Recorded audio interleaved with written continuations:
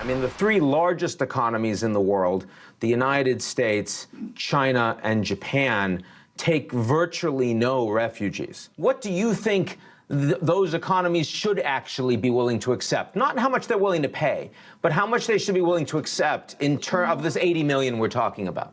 Yeah, I think, Ian, it's not healthy or good or even possible to determine quotas in this way.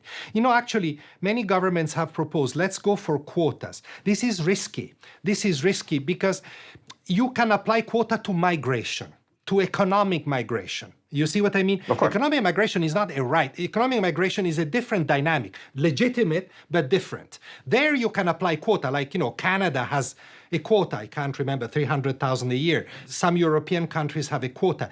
Refugees, you have to accept that there is in refugee movements an irregularity that is part of the nature of the phenomenon.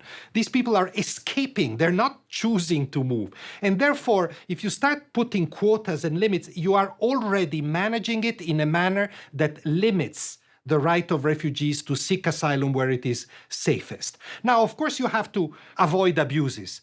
You have to avoid abuses of those that are not refugees at all, that are using asylum as a way to get into certain countries. That has to be addressed more quickly and efficiently than governments do.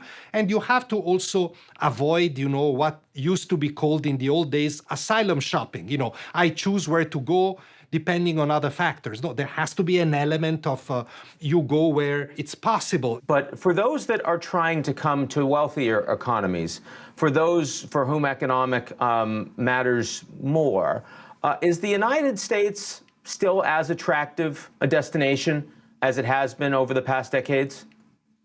I think so.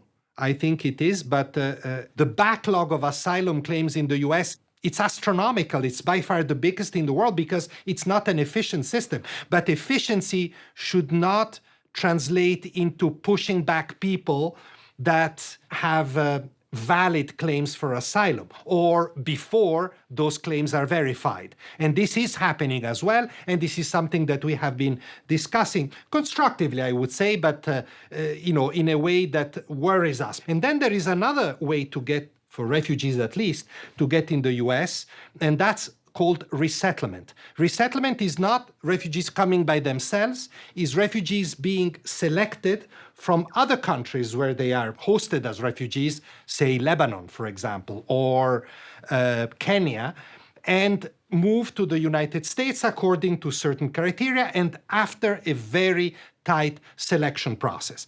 And now this administration has vastly reduced that number. The last administration had reached almost 100,000 per year, and we're now down to a few thousand. Now, this is not an obligation of any state to do that, but it is something that states can offer to do voluntarily as part of this burden sharing that we were talking about.